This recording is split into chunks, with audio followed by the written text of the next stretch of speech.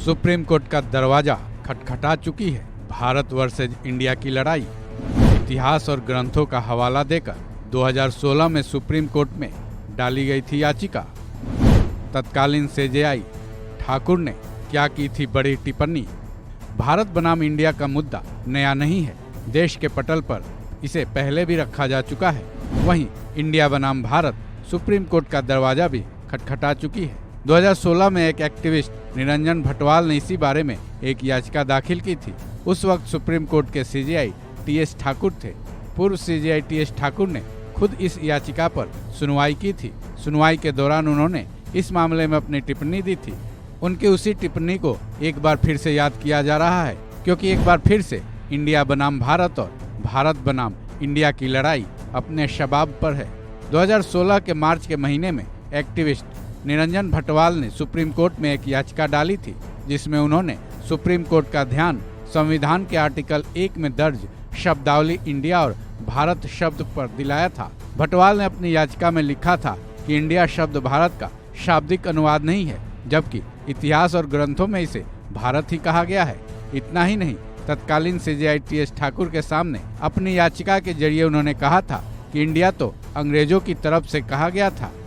इस याचिका के जरिए एक्टिविस्ट भटवाल ने सुप्रीम कोर्ट से ये मांग की थी कि देश के लोगों के सामने ये बात साफ होनी चाहिए कि उन्हें अपने देश को क्या कहना चाहिए, भारत या इंडिया।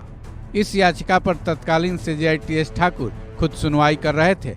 एक्टिविस्ट भटवाल की याचिका के मद्देनजर उन्होंने एक ऐतिहासिक टिप्पणी की थी, जिसको आज चल रहे विवाद के बाद एक बार फिर से याद किया जाने लगा है।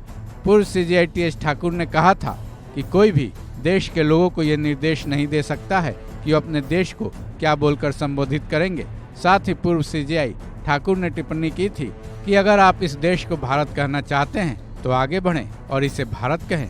वहीं अगर कोई इसे इंडिया कहना पसंद करता है तो उसे इंडिया ही कहने दीजिए। इस मामले में हम दखल नहीं देंगे। ऐसे में एक तरह से पूर्व सीजेआई ठाकुर ने नाम चुनना किसी भी व्यक्ति का निजी फैसला बताया था।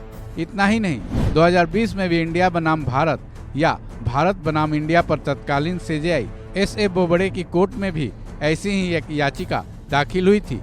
इस याचिका में तो भारत के संविधान से आर्टिकल 1 से इंडिया शब्द को ही हटाने की मांग की गई थी। उस याचिका में यह सुझाव भी दिया गया था कि देश के नाम में एक समानता होनी चाहिए, लेकिन पूर्व सीजेआई एसए बोबड़े ने उस याचिका पर विचार ही नहीं किया था। उन्होंने याचिकाकर्ता को साफ तौर पर निर्देश दिया था कि भारत और इंडिया दोनों नाम संविधान में दिए गए हैं। इंडिया को संविधान में पहले ही भारत कहा गया है। इस टिप्पणी के बाद याचिकाकर्ता को पूर्व सीजेआई बोबड़े ने सुझाव दिया था कि वो अपनी मांग केंद्र सरकार और इससे संबंधित मंत्रालयों के सामने रख सकते हैं। इस खबर में बस इतना ही। बाकी अपडेट्स के लिए जुड़े रहें वन इंडिया हिंदी के साथ।